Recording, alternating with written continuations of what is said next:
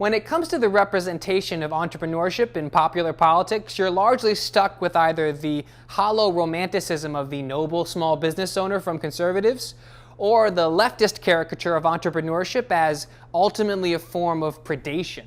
But for many entrepreneurs, starting a business is neither of those things. For them, it's an act of existential self-assertion. Let's go meet a couple of entrepreneurs that embody this idea of business as a means of flourishing. We'll start with Chris Viligante, who owns a coffee house and wholesale bean business just outside of DC.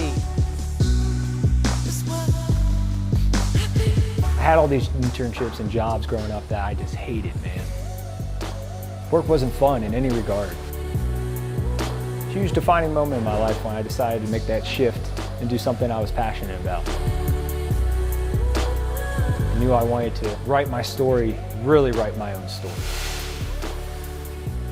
I didn't want to act out a script that somebody handed me. It was the distinct decision to go a different route than everyone else.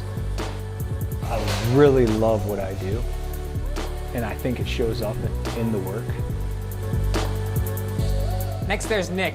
He's also a millennial-aged entrepreneur who found his means of making a dent in the universe in a decidedly old-school business. Nick is a fifth-generation Washingtonian who started a delicatessen right here in the heart of the capital.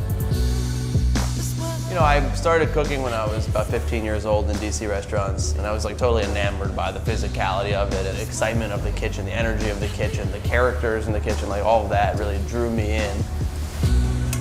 The reason we chose the name District Grocery Store is because it was the first generation Jewish immigrants into DC started this cooperative of stores, the District Grocery Stores. And they were pushed out of the traditional buying cooperative, so they built their own. You know, taking back sort of the roots of building for yourself.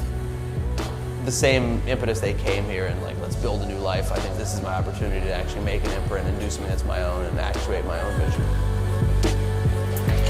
Finally, we got Shavana, who started an e-commerce company in Virginia. Internet entrepreneurs are kind of uniformly lionized by libertarians as these world-beating Randian superheroes. But that thin portrait doesn't really do justice to Shavana's work. Far from using the internet to disrupt traditional industries, she's actually harnessing its incredible connectivity to bolster traditional brick-and-mortar businesses. I've been sort of building websites and things on my own since I was maybe 11 or 12. Really seen this big opportunity in the super outdated floral industry. My company is called Bloom Pop, an online e-commerce marketplace platform, making it just as easy to buy from the local florist as it is from one of these other big networks. Local florists basically tend to not invest a lot of time and resources into keeping up in that space. You know, they have really outdated websites or they don't have e-commerce, so it actually makes it really difficult for people, even if they want to purchase from local florists.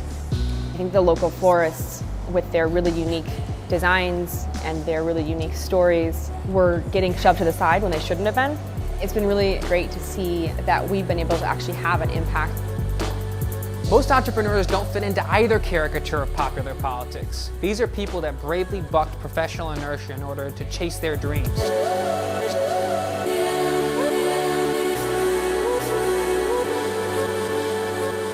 Again, I think it just comes back to writing your own script, controlling your destiny.